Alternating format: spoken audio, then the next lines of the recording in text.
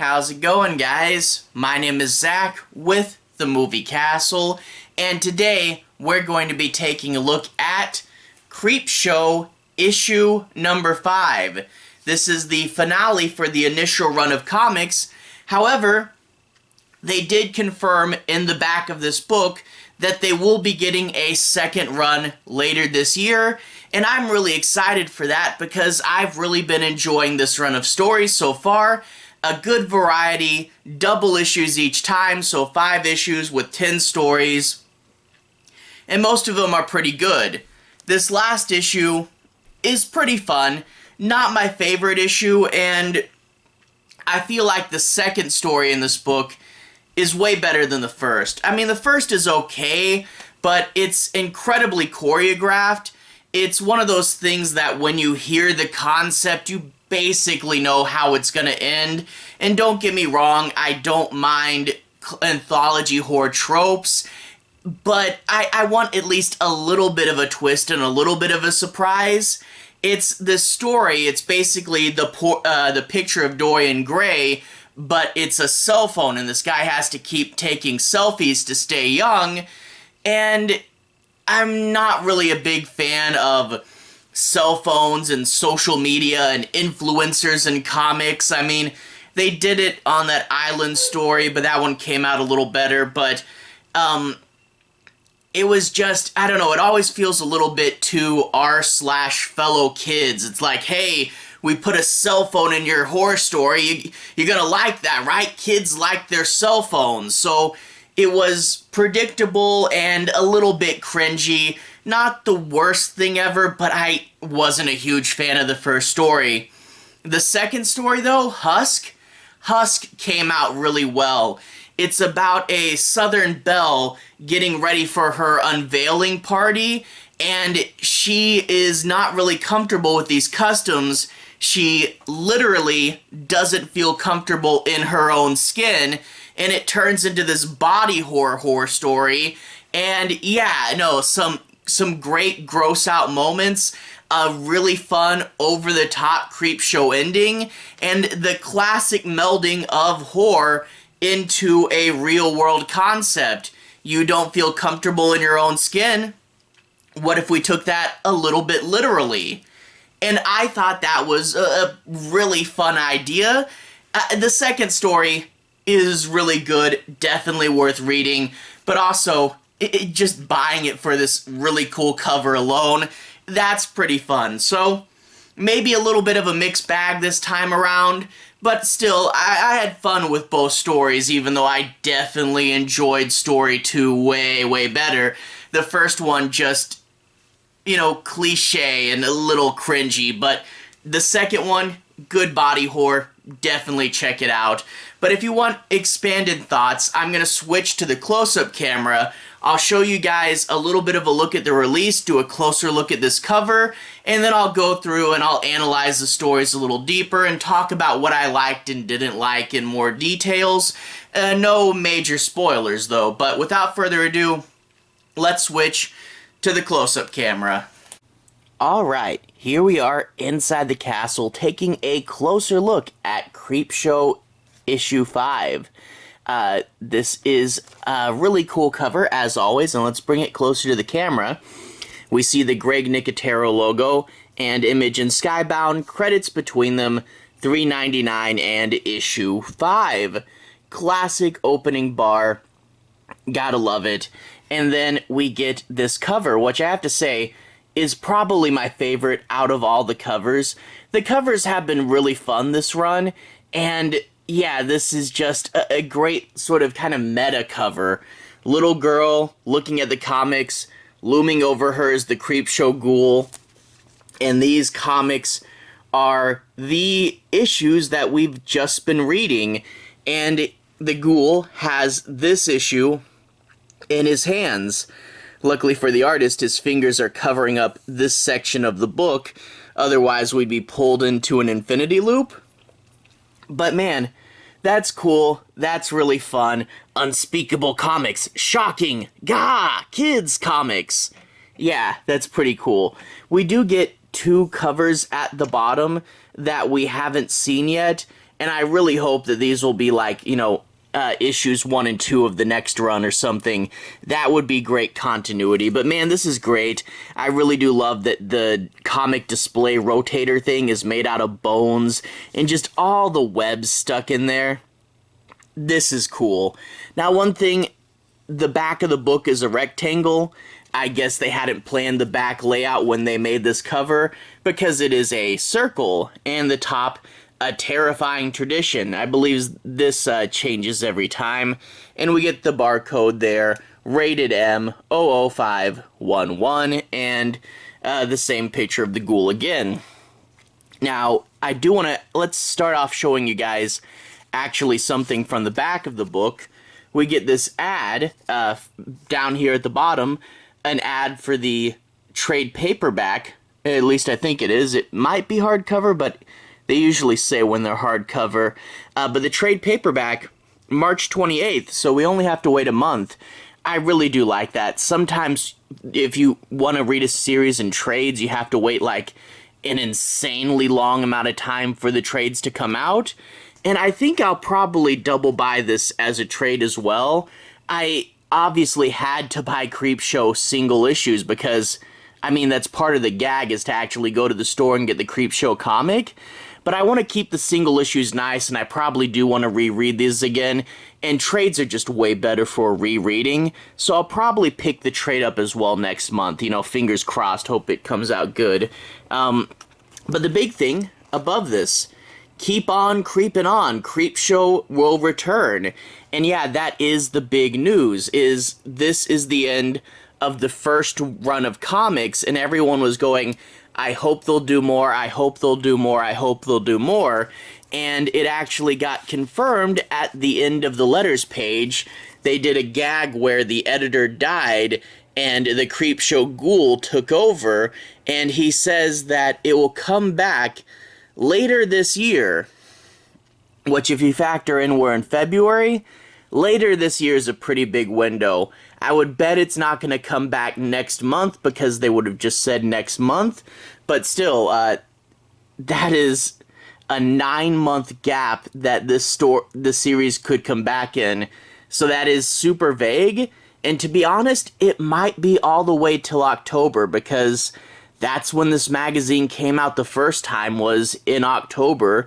That's the Halloween season when horror is at its high. It may be all the way then. Maybe 3 months from now. We don't know. All we know is this year. And he says 10 more terrifying tales. And assuming that they're doubled up like they were this year, that would be another 5 magazines. So, good to know that it is back. I don't know how long the wait will be. And it is going to be another 5. I really wish they would just do a continually running series. But hey, more Creepshow is more Creepshow. Anyway, flip open the book, and we get to see Thirst Trap by Steve Orlando, and Marianna Ignazzi, and Husk by Clay McLeod Chapman, and Anwita Citriya, and Jordi Belair did the colors in Husk. I do want to point that out because the colors are really good, and we get the preview images and the credits and such. Anyway, after that, I do want to take a bit of a look at the stories. I'm not going to be doing any major spoilers, but I do want to say my piece on a few plot points and make sure you guys have a basic understanding as to what the stories are about. Again, no major spoilers though. Although that being said, for Thirst Trap, you basically see where this story's going from a mile away. It's not too hard, but let's take a look. We get this guy. Well, first, the Creepshow ghoul taking a selfie, and then we get this guy making a deal with a demon. Apparently, the demon feeds on vanity, and as long as he takes selfies, he'll be young and looking 21 forever. So, yeah, the picture of Dorian Gray, but instead with a cell phone, and we get to see him out. It's 10 years later, and he is taking photos, selfies, and his friends want in the pictures, and he won't let them in the pictures. Apparently, it has to just be him. Now, Yeah, I really do wonder about the rules. Is it a magic cell phone? Because they do specify later on that it's been 10 years. 10 years keeping the same phone for 10 years? I don't know. But also, it has to be just you. Like, what if someone's arm was in the background? You think you wouldn't want to do this in a crowded place? And it never says how often he has to take them. If it's once every day, boy, that's a really easy to break curse. You got to be super careful with your once a day curses. But like, you think you'd have it at a timer, like if it's something you have to do every 24 hours, you think you'd schedule that like before you went out in public so that you could just focus on having a good time. And I don't know. I really wish we got the rules more down, but just know he has to keep taking selfies, and only he can see the monster. Anyway, this is a gay club, and he proceeds to hook up with a friend there. And overall, I mean, obviously, I don't mind stories with gay characters, but that being said, the gay characters in this book are written very stereotypically, and I don't really like, we're doing a story about the dangers of vanity, and we do a stereotypical gay man as our lead. I don't know how well that sits, but anyway, he gets up the next day, and he finds that the guy he hooked up with, he grabbed the wrong phone, and now he has the other guy's phone, and he can't just take a selfie with this phone. Apparently, it has to be the other one. So he has to go track down his one-night stand, and he has to convince him to give the phone back, and he'll just start yelling at this guy. Like, for real, he looks a lot older. What you should say is, my son or my grandson, you switched phones. I have yours, let's trade back. Like, it wouldn't be that hard, but he keeps saying, you know me, give me my phone back. And he's not making any clear effort, really. Like, it gets kind of frustrating, but I mean, with any picture of Dorian Gray's story, you kind of get an idea how it's going to go. There is some fun moments and a little bit of a twist, but like I said, kind of predictable. Anyway, the next story is Husk. And Husk is... I really do like Husk. First of all, just at the top, one of the creepiest versions of the Creepshow ghoul with his absolute black cloak and his beady little eyes looming over this house. I love this picture of the ghoul here.